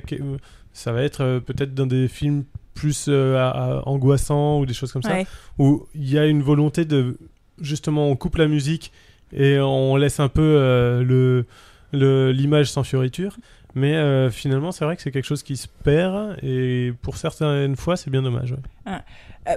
Parlons de l'accompagnement, puisqu'on on aborde les BO, mais parlons de l'accompagnement du littéraire par la musique. Aka, La Horde du Contrevent, par exemple. Bah oui, forcément, on pense tout de suite à celui-là, puisque la première édition, en tout cas, je sais pas à quel point ça a été réitéré après. Donc, la première édition chez La Volte était vendue avec un CD qui était, selon Alain Damasio, un album entièrement composé à partir du roman pour en déployer l'univers, pour le représenter, le rendre présent à nouveau, autrement. Le compositeur est le compositeur est Arnaud Alivan, et donc c'est vraiment une bande originale d'un livre. Donc quelque chose que moi, personnellement, je crois que j'ai jamais revu depuis, et quelque chose que je trouve très intéressante. Alors, à quelques petits détails, c'est que le problème quand même de ce type de médias, c'est que finalement le CD va quand même beaucoup plus vite que le livre, et il y a quand même quelques passages qui peuvent pas vraiment spoiler, mais presque. Oui, si, presque. Et Gilo ? Oui, ou alors il faudrait imaginer quelque chose, je venais d'y penser comme ça, qui, avant de passer la musique, calculerait la vitesse de lecture des gens pour adapter en fait l'avancée du CD. Non, mais avec les livres électroniques, ça doit être tout à fait jouable. Quand on passe une Ouais, page, mais- bam, ça balance une musique. Oui, c'est mieux qu'on n'ait pas à nouveau ce débat sur la vitesse de lecture. Vieux gimmick. Mais Geeks n'est pas là, donc ça devrait... Mais par contre, je me disais que en fait, c'est vrai que c'est assez rare. Enfin, moi aussi, je me souviens pas d'autres exemples que l'art du contrevent. Par contre, ce qui arrive assez souvent, c'est que les auteurs proposent en fait leur bande originale, Leur par playlist. exemple. Enfin, Leur je playlist. trouve ça se voit déjà plus avec des chansons qui les ont soit accompagnées pendant l'écriture, ou soit qui correspondent au roman pour eux, quoi, et qui font partager à leurs lecteurs. Ça c'est déjà plus fréquent. Et... Je pense particulièrement, et je vais la citer à nouveau, à Phoenix de Karina Rosenfeld, où son héroïne est une joueuse de violoncelle qui se met à jouer avec un groupe de rock, et tout le livre est émaillé de morceaux, et tous les morceaux font partie de la playlist, et vraiment l'écriture du roman est très liée aux morceaux écoutés, aux morceaux joués, aux émotions qu'on ressent en écoutant ces morceaux. Oui, Alessia ? Oui, ou Charlotte Bousquet encore avec La peau des rêves, qui Ouais. cite notamment Rammstein et tous les titres qui apparaissent dans le roman en fin de roman. Ouais. Mais c'est vrai que ce que disait Gilot les auteurs mettent de plus en plus en ligne leur propre playlist pour eux-mêmes étendre leur univers pour le lecteur. Et c'est vrai que c'est quelque chose qui m'a toujours plu, parce que j'aime pouvoir écouter, quand je lis, une musique qui correspond au thème du livre. Alors, moi, je trouve ça très intéressant, en particulier la démarche de Damasio de proposer carrément une BO originale. Je trouve que néanmoins, ça a quand même une limitation, c'est que ça te donne, là, encore une fois, plus la vision de l'auteur dessus. Ça fait moins marcher ton imagination et tes associations.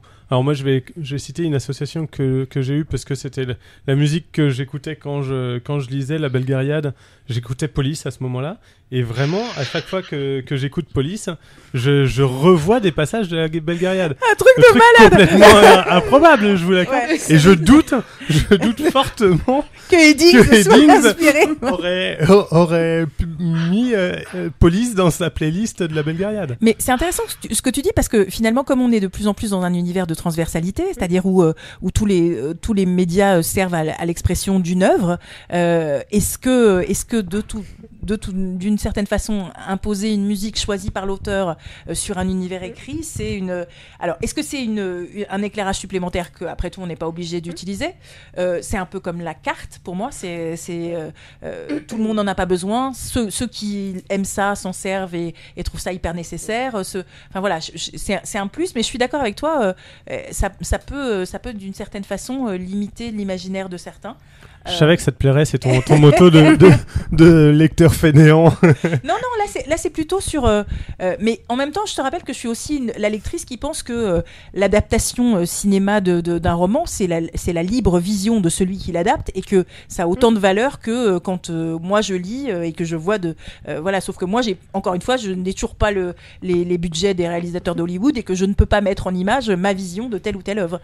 La seule différence dans ce cas-là, c'est que c'est plus la vision de l'auteur aussi.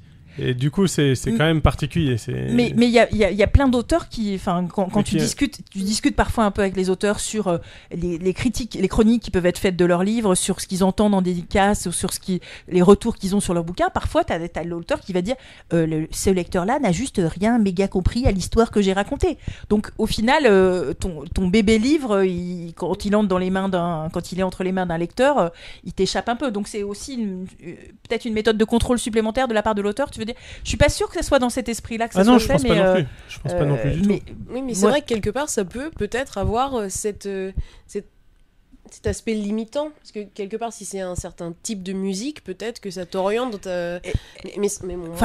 Clairement, moi, si on me met sur un bouquin qui me plaît, si tout d'un coup on me met une musique qui me convient pas du tout, je suis pas très métal, par exemple, je pense qu'il y a un moment où je vais dire non, mais tu vas te la garder, ta bande originale, et moi je vais continuer à lire sans ça dans les oreilles, quoi. Tu vois. Oui, mais c'est comme lire Le Seigneur des Anneaux en écoutant Bénil. Enfin, il y a un moment où mais si tu es tu crois que Tolkien Tolkien aurait conseillé Benny Hill, je ne suis pas sûre Je quand ne suis même. pas sûre non plus. Mais effectivement, oui, il faut que la musique, quand même, véhicule une certaine ambiance. Donc, c'est sûr que si tu lis quelque chose qui est complètement décalé, je pense que ça peut, pour certains, ça va pas être gênant. Par exemple, moi, ça va me gêner terriblement de lire un truc si je lis un truc médiéval fantasy et que j'écoute Police, c'est pas possible. Alors je vais l'imaginer en slip dans Dune et ça va pas être possible. Alors, justement, parlons. Mon Dieu, quelle horreur. Enfin, il est pas mal en slip dans Dune, Sting. Soyons quand même assez impartial. Il est quand même très très bien. Soit dit en passant, là, je lançais un peu ce caillou dans la mare, mais moi, je trouve que c'est une bonne initiative quand même des écrivains de proposer ça. Et je trouve que moi, j'aime bien. C'était plus pour créer la polémique qu'autre chose. Est-ce que Gilo demande la parole ou est-ce qu'il est juste en train de s'étirer? Dis-le si on t'ennuie. Hein. Non mais j'ai mal au dos là. Justement, puisqu'on parle des musiques qui peuvent être décalées par rapport à l'univers, moi j'ai un goût particulier pour les œuvres de ciné fantasy dont la bande son part vers autre chose que ce qu'on attend. Je pense à Chevalier, je pense à Lady Hawk. Il est difficile dans ces cas-là de ne pas sembler ridicule et de faire en sorte que la musique ne sorte pas le spectateur de l'ailleurs vers lequel le film l'entraîne, mais l'ailleurs il est pas le même pour tout le monde. C'est ça qui est intéressant justement. Moi, on parle souvent au forum des habitudes de lecture de chacun. Moi, je me suis rendu compte récemment que j'étais incapable. Autant je peux lire avec une musique en arrière-fond, sans aucun problème, n'importe laquelle.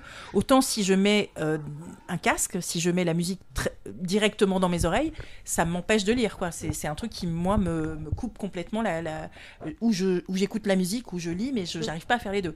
Donc là, par exemple, un choix de playlist qui me conviendrait pas serait complètement polluant sur la possibilité de lire et de... Il en est quoi pour vous ? Moi, je me suis aperçue en fait que pour ça, les BO étaient très pratiques. J'en écoute énormément quand je lis ou quand je travaille. Mais à partir du moment où il y a une voix chantée, autre que la mienne qui lit, enfin je lis pas haute voix, mais je lis dans ma tête, parce que c'est super dans le RER, tout le monde est ravi. Mais en fait, quand il y a une voix chantée, tout de suite, ça me sort de ma lecture. Je me dis c'est pas possible. Donc, mais par contre, pour ça, les BO, c'est juste parfait. Alors... Sauf The Misty Mountain Cold, où là, t'es obligé de faire avec... Ah non, moi j'ai mal au thorax. Moi, je suis d'accord avec toi. J'aime bien ce côté un peu décalé. Bon, en l'occurrence, pour Chevalier, je pense que la musique c'est le seul morceau fantasy du film, mais pour Lady Hawk, ça a un côté un peu décalé, un peu qui perd un peu le côté. Je me prends au sérieux et donne un côté un peu plus enfin moi ça rend le truc épique, quoi, parce que pour moi il y a des morceaux hyper modernes qui sont en mode warrior et on y va, tout le monde à l'assaut. Il y a un truc comme ça. On peut pas complètement trouver le truc hyper sérieux quand tu vois les chevaliers battre We Will Rock You sur les bancs du truc. En concert, si tu vas à un concert concert de Police, j'ai pas fait de concert de Queen donc je peux pas savoir, mais il y a quand tu regardes ne serait-ce qu'une vidéo de We Will Rock You, tu vois comment, même si c'est une vidéo mise en scène, il y a un truc complètement entraînant défonce, non mais un truc qui est énergique une énergie qui pour moi se rapporte à l'épique. Mais Gilo, tu voulais dire quelque chose? Oui, alors moi je suis déjà allé à un concert de Police, mais enfin je voulais surtout dire que moi aussi.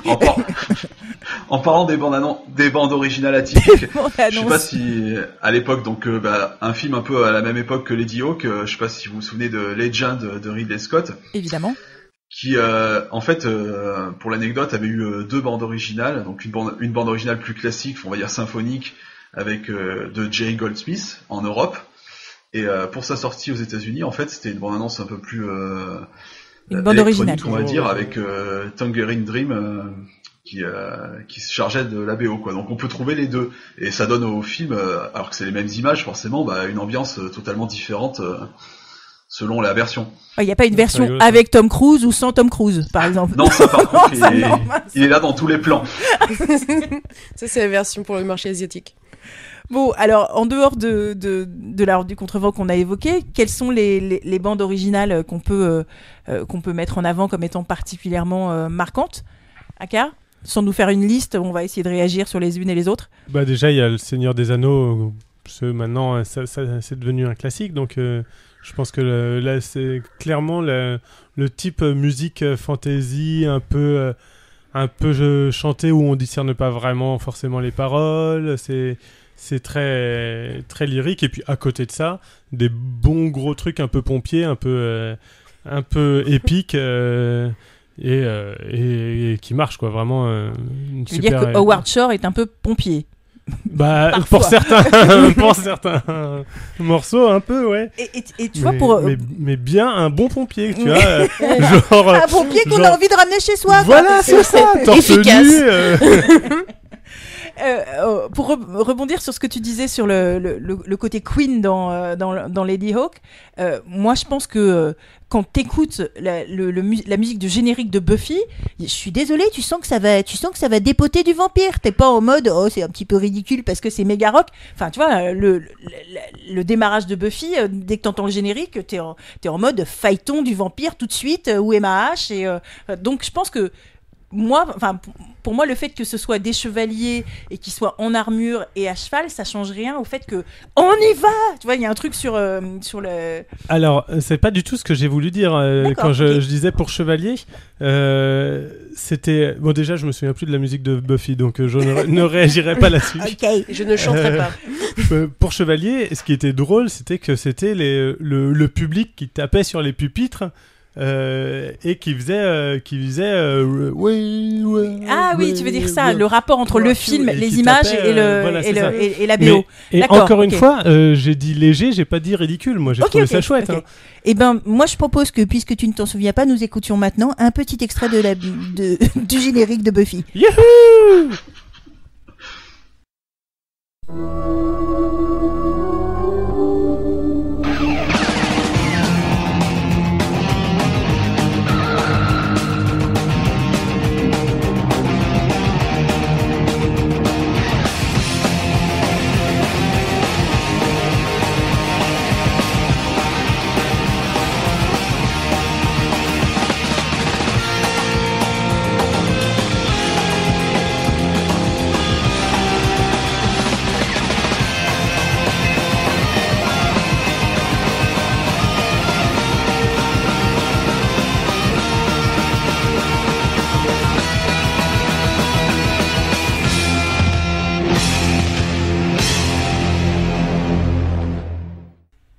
Rigole pas, Gino. On place tous les extraits qu'on peut. Oui, non, mais je vois ça.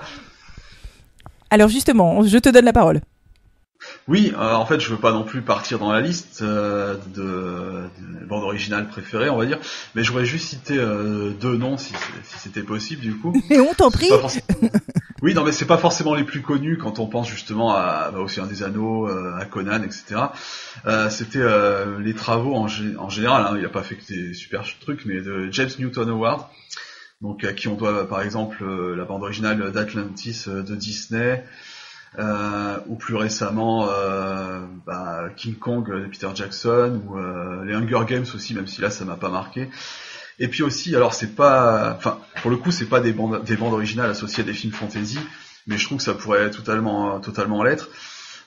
Hors morceaux électro, on va dire, je pensais aux bandes originales des Matrix, surtout les deux derniers, avec les chœurs, tout ça, donc de Don Davis, où ça pourrait très bien illustrer des batailles épiques entre centaines de milliers de soldats, etc. quoi, pour rester dans ce registre. Ok, Aka ? En fait, je viens de penser. On a parlé de Queen pour We Will Rock You de Chevalier, mais pour le coup, Queen a fait vraiment la bande originale de Highlander, qui est autrement plus fantasy et qui est quand même un morceau d'anthologie, je pense. Et Flash aussi. Je ne me prononcerai pas là-dessus. Ah oui, si, tu as raison. Bon, Flash aussi, mais on va moins en parler. Voilà. Et donc oui, Alicia. Moi, si je devais citer une musique de film qui m'a vraiment marqué, bon, on va dire que c'est fantasy parce qu'il y a un gros poulpi, mais c'est Pirates des Caraïbes. La musique est très très efficace. C'est vraiment créer tout un univers visuel qui va avec les films. Non mais t'as vu Conan le Barbare? et on le citera à nouveau, même si vous l'avez sans doute tous en tête, Excalibur, la musique est juste transportante et un élément essentiel du déroulement de l'action, quoi. Là, pour le coup, je comprends bien qu'il n'y ait pas de possibilité de blanc, mais parce que souvent, dans les moments où il y a de la musique, il n'y a pas de parole, il n'y a pas de personnage particulier, c'est juste un enrobage de la scène qui la rend encore plus épique qu'elle n'est en image, quoi. Et puis soyons honnêtes, si ça faisait que se bastonner sans musique, juste des bruits de cling cling, ce serait vite fatigant, je pense. On peut faire une bonne son que là-dessus. Alors, on va continuer sur ceux qui sont connus. Harry Potter, Game of Thrones, comment passer à côté. Mais est-ce que c'est pas devenu justement un truc tellement marqué et presque plus identifiable seulement fantasy que c'est utilisé à toutes les sauces. Moi, je l'ai vu dans des émissions. Là, c'est de la musique de série. C'est plus de la musique de fantasy, quelque part. C'est clairement quelque chose qui est galvaudé, qui est... En même temps, c'est tant mieux si ça peut permettre de diffuser le genre, mais je crois pas. Je crois que c'est vraiment plutôt, comme le disent souvent des gens à propos de Martine, l'arbre qui cache la forêt et une façon de croire que la fantasy fait son incursion dans le monde des arts autorisés et respectés, alors qu'en fait, c'est juste Martine. Un détournement. Ouais, voilà. Oui, Aka ? Je pense qu'on peut pas complètement parler de musique et de fantasy sans parler des films de Disney, des dessins animés, en plus généralement, mais en particulier des films de Disney. Parce que je suis sûr que tu penses à Ce rêve bleu. Mais écoute, là j'avais plutôt la musique de Blanche-Neige ou de... Moi, je pensais plutôt à Fantasia. Et moi, j'avais C'est la fête dans la Donc voilà, on en a tous. Et forcément, Gilo, vu où il est actuellement, il pense à Let It Go et à Libérer et Délivrer parce que c'est lui un peu le nouveau prince des neiges. Olaf. Non, c'est pas gentil, j'ai pas dit le bonhomme de neige, j'ai dit prince. Bon, tu peux être un prince gentil ou méchant ou comme tu veux, mais voilà, c'est Alessia qui a dit Olaf. mais il est gentil, Olaf. Il a une grosse carotte. Et bien voilà. Et donc, je pense que la musique a quand même une place prépondérante dans les dessins animés, et en particulier dans les Disney. Que on peut pas dissocier les deux et que c'est quelque chose qu'on peut écouter aussi en dehors. Je peux vous décrire la liste de cadeaux d'anniversaire de ma fille de 4 ans. Mais est-ce que c'est pas justement là pour le coup une musique qui dépasse tellement, enfin qui devient tellement imposante et qui devient tellement le seul angle d'attaque d'un conte ou le seul angle d'attaque d'un univers. Chez Disney, ça devient tellement fort et tellement... comme les comédies musicales marchent de mieux en mieux et comme il y a des univers comme Glee, puisque dans La Reine des Neiges, clairement, l'inspiration, c'est la comédie musicale à l'américaine qui rentre dans le dessin animé. Et auparavant, mais moi, c'est le dernier... je trouve que dans Rebelle, c'est moins marqué. Après, je n'ai pas de souvenir précis de Mulan ou des plus anciens, mais je pense qu'il y a chez Disney un choix de faire de la musique plus que l'univers et plus que le conte en lui-même, quoi. Ça dépasse la force du conte. C'est ça, je pense que c'est presque quoi. Du bourrage de crâne. Non, ce que tu veux dire, c'est de reprendre des comédies musicales à l'américaine, mais c'est pas récent, quoi, puisque typiquement les chansons de Fantasia, de Blanche-Neige, c'est déjà ça, c'est tout à fait le cas, et La Reine des Neiges retourne un peu sur cette tradition-là, oui, mais qui était parti un peu pour certains...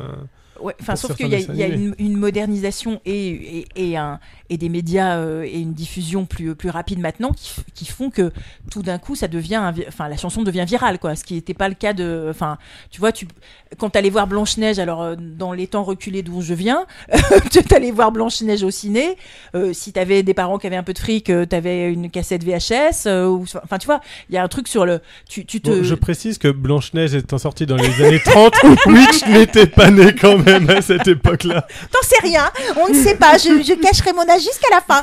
Comme Chantal Goya, je suis une feuille. On n'a pas parlé de Pandy Panda. qui est complètement fantaisie. Mais voilà, l'univers de Chantal Goya, c'est complètement inspiré de la fantaisie. Tous les animaux parlent, le lapin tue le chasseur. Enfin, moi, je vais dire un truc complètement transgressif. C'est sans doute pour ça qu'elle est une icône gay. Je ne sais pas. Bon, est-ce que justement on peut dire qu'il y a aussi des univers qui sont à la fois musicaux et parodique. Enfin, moi, je pense à Galavante qui malheureusement ne durera pas, mais voilà. Enfin, il me semble qu'on en a déjà parlé il y a quelques podcasts. Voilà aussi un univers où la musique tout d'un coup devient une façon d'aborder la fantaisie sans trop de sérieux et en tout cas le médiéval arthurien, quoi. Oui, Alessia.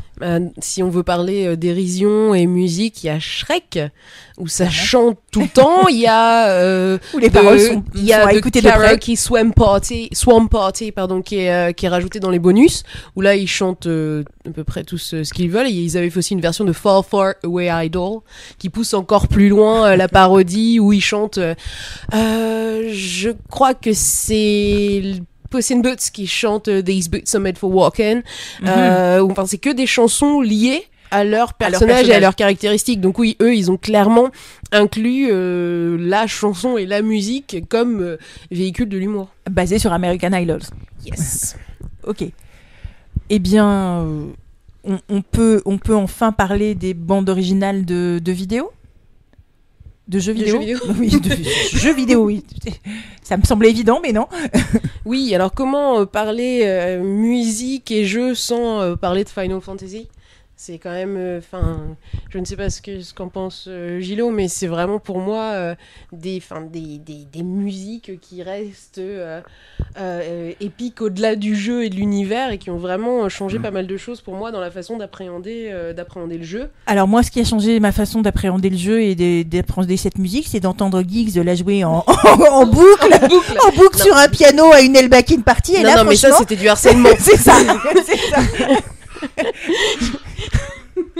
Ça, c'est franchement difficile. Hein. Ne laissez pas vos enfants faire de la musique. Avec un doigt. Le piano, il y a 10 doigts. Mais donc oui, Final Fantasy, Skyrim. Et comment ne pas évoquer Zelda ? C'est peut-être Zelda qui jouait, je ne sais plus. J'ai oublié, j'ai essayé d'oublier. Et donc ça fait vraiment partie pour moi de ce qui se fait de meilleur en musique fantasy. Et je pense aussi à The Witcher, dont j'ai écouté la BO pendant des heures et des heures. Gilo ? Oui, je pense que c'était Zelda d'ailleurs, mais en aparté. Mais effectivement, oui, les Final Fantasy, on le voit. En plus, c'est le succès dépasse celui des simples amateurs, puisque maintenant il y a des concerts aussi en France, etc. Où les salles sont remplies, et il y a beaucoup de compositeurs qui œuvrent dans ce domaine et qui mériteraient sans doute une exposition un peu plus grande. D'ailleurs, je pense que du coup, tant qu'à faire, on en listera quelques-uns dans la brève qui accompagnera le podcast aussi, pour essayer de pas les oublier là-dedans. On peut reconnaître aussi l'importance des bandes originales et de l'illustration musicale quand on voit qu'il y a des diffusions du Seigneur des Anneaux qui sont faites avec des orchestres en direct, et je crois qu'il y a quelques Elbakiniens qui s'étaient réunis pour aller à un concert de ce type, et voilà, on peut que encourager les gens à aller écouter des musiciens, à aller écouter des choses en direct pour s'imprégner encore plus d'un univers. Et c'est intéressant justement cette vision, parce que finalement là c'est plus on va écouter de la musique et puis il y a les images derrière, quoi. Ouais. C'est le média principal, c'est la bande son, et puis accessoirement on met le film qui va avec, quoi. Donc les images accompagnent la musique plutôt que le contraire, donc je trouve que c'est une vision vachement intéressante du Seigneur des Anneaux en l'occurrence. Ok. Pour terminer, on va avoir un petit coup de cœur de la part de Gilles Hossein. Je voudrais vous dire sur le thème de la musique en lui-même que si vous voulez avoir une approche plus analytique, évidemment en anglais parce que pour l'instant le temps n'est pas encore venu que des auteurs français écrivent de longs et soient publiés écrivent pourquoi pas mais de longues études d'un point de vue je dirais presque universitaire sur le sujet. En tout cas, il y a un livre qui est paru en 2014 qui s'appelle The Music of Fantasy Cinema, genre Music and Sound, par Janet K. Olfiard. Voilà, j'ai eu l'occasion de le parcourir et c'était vraiment intéressant avec un traitement genre par genre qui apporte vraiment un chouette éclairage. Alors, passons au coup de cœur de ce mois-ci. Gilo, je crois que tu tenais beaucoup à nous parler de Unbreakable, Kimmy Schmidt. On t'écoute. Oui, alors c'est vrai que les coups de cœur c'est une rubrique du podcast, on va dire qu'il y a la présence fluctuante, mais là, j'avais quand même justement envie de parler de cette série. Donc, Unbreakable Kimmy Schmidt, c'est une série donc diffusée sur Netflix. Donc, la première saison est entièrement disponible depuis début mars. Donc, on suit les aventures de Kimmy qui a passé 15 ans dans un bunker où elle était prisonnière en fait, prisonnière. Où elle faisait partie d'un culte où on lui avait prédit la fin du monde. Et puis, au bout de 15 ans, finalement, elle se retrouve libérée et elle décide de partir vivre à New York. Et à partir de là, quand on prend un tel point de départ, on pourrait s'attendre à quelque chose d'un peu sombre, mais pas du tout, parce qu'il faut savoir que la série a été co-créée par Tina Fey, donc pour ceux qui connaissent par exemple 30 Rock. Donc c'est une ambiance assez déjantée, une série très colorée avec beaucoup d'humour et des personnages vraiment farfelus. Je pense au colocataire de Kimmy qui veut percer à Broadway, qui est extraordinaire. Et voilà, franchement, c'est de la bonne humeur en épisode de 25 minutes et je vous le recommande chaudement. Avec une base un peu fantaisie finalement, puisqu'elle sort d'un culte qui lui fait croire à la fin du monde. Oui, c'est vrai qu'il y avait une roue à tourner dans le bunker pour être sûr qu'il puisse vivre 24 heures de plus, etc. Donc il y avait un côté prophétie assez marrant aussi. Ok. Eh bien, merci pour ce coup de cœur. Nous vous donnons rendez-vous, on l'espère, avec beaucoup de surprises et beaucoup de plaisir pour le numéro 50 de notre podcast le mois prochain, avec peut-être un peu de décalage compte tenu des Imaginales à venir, compte tenu des ponts du mois de mai qui font qu'on va avoir peut-être du mal à se réunir. En tout cas, merci encore à vous tous nombreux qui nous dites que ces podcasts vous conviennent. Merci de nous écouter, merci de nous apporter vos éclairages et de venir en discuter ensuite. On n'a pas la prétention de couvrir tous les sujets et toutes les orientations et toutes les façons possibles d'aborder un thème, mais si besoin, on y reviendra. Let's rock. À très bientôt. Au revoir et merci. Salut à tous. À bientôt. Au revoir.